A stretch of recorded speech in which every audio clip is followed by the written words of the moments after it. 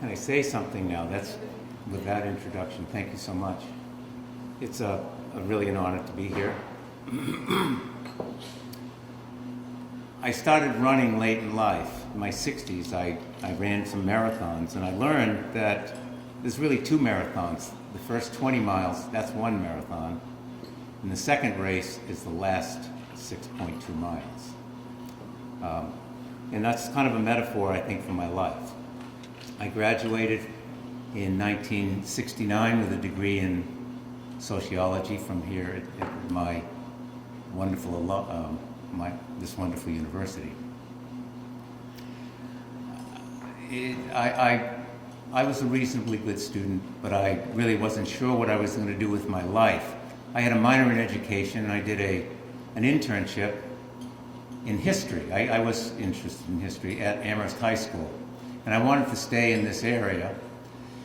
And I applied for jobs, but there were no jobs in history at the time, and I made a phone call to the Belchertown State School for the feeble-minded, and they accepted me over the phone. So this begins the second part of my marathon, my last 6.2 miles. Actually, probably should reverse it because that was in 1969, and it's almost 50 years. Well, I want you to picture me in my 20-year-old car driving into the stately grounds of the Belchertown State School. What is it, 12, 15 miles from here? It was like a college campus. It was beautiful. As I drove in, to my right there was a carousel. Carousel. I thought that was a nice touch. I learned later that most of the people that rode on the carousel were in their mid-20s, 30s, 40s, and 50s. It was just so inappropriate. But they were having fun, because the rest of their life wasn't quite as joyous. So I parked my car and I went into the infirmary building of the Belchertown State School. That is where the most disabled people on the planet were living. They were living in a building, 240, 250 people, and there were 2 floors, 4 units, and basically 50 to 60 people were living, I have to do the math, 40 to 50 people were living in each of the areas, living in iron beds or cribs, and rarely went outside. I remember opening the door the first time and being overwhelmed by the smell. And I held my breath, went to my classroom, and I began to teach, really completely unprepared. I knew someone who was what we used to call mentally retarded, but now we call intellectually impaired, in my childhood. But that was really my training. Let me jump ahead a year. I got fired. I was fired because I was a thorn in the side of the administration. I took the kids outside. I took them to a dance and they weren't invited.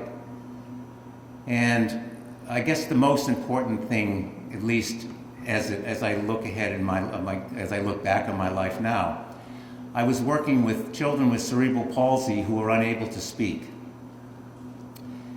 And I'll use the word, as a tinkerer and working with some engineering students here at the university, I created a communication device.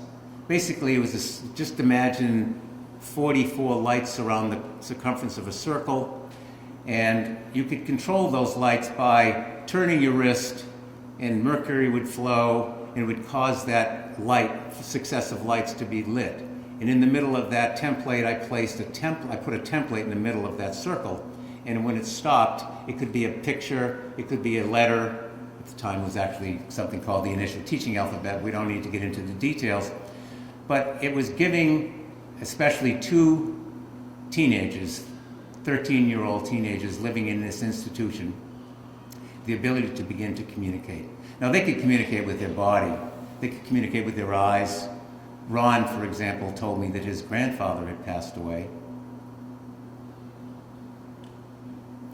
And he would answer yes, no questions.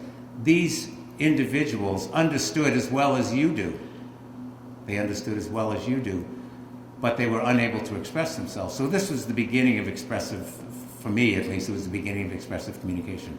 Now let me get to the part about what this university has done to me, for me, and to me, I guess. There was a professor from the university who frequented my classroom in the basement of this building. And there were many days where I would, the elevator in the building, there was one elevator, and it brought in the food and it took out the waste and so forth. But it broke a lot.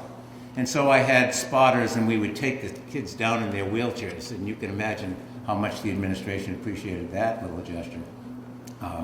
But we would get them to school. But Henry Pierce, a professor of communication disorders, would frequent my classroom, and we became companions, if you will. We talked a lot about the kids and things that I was doing, and we had a bond.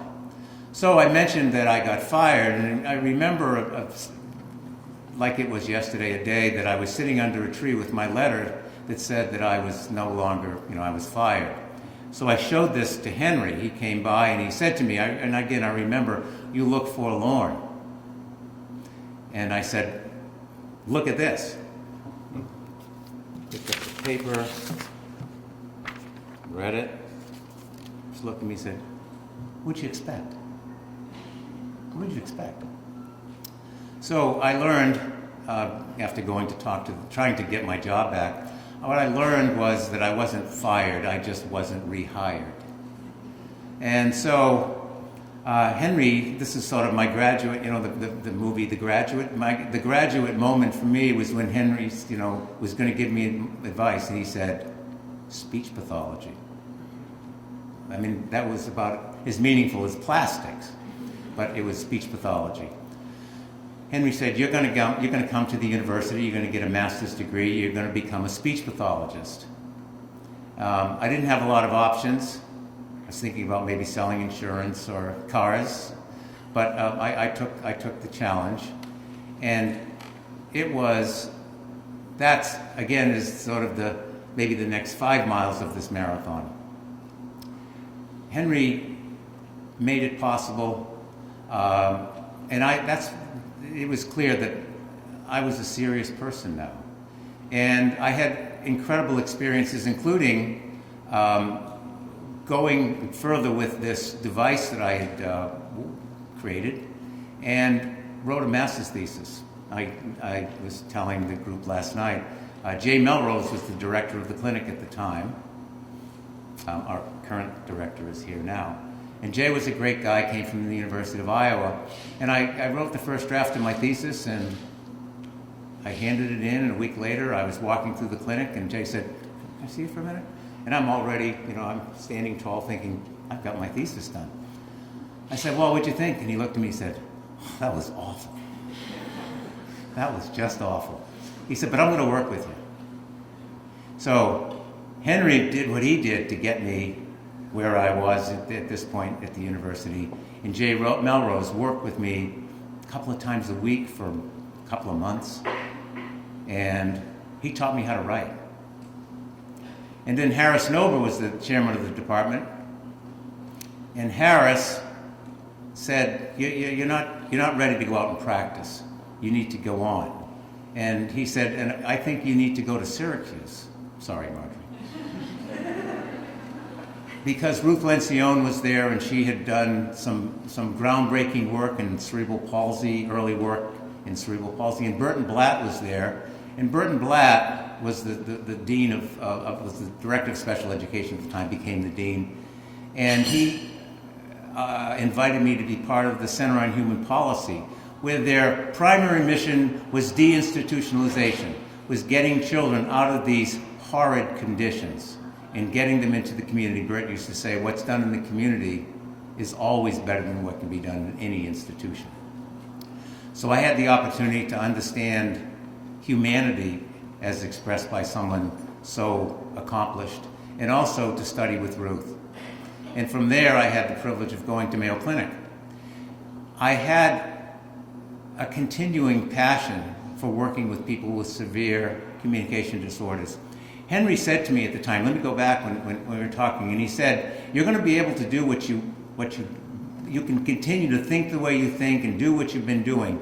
He said, but you have to have a degree. He said, and then they're not going to tell you you can't do it. It was kind of the scene from The Wizard of Oz. You know, you need a diploma, you don't need a brain. Well, I've had the distinct pleasure of being at Children's Hospital now I just got a pin and I read it and it was hard to believe, 40 years. 40 years at Children's Hospital. And Marjorie overviewed some of the things that we've done and, you know, bringing us up to the present. And you're right, I mean, it's the technology that is just so incredible. You know, we're all changed by technology.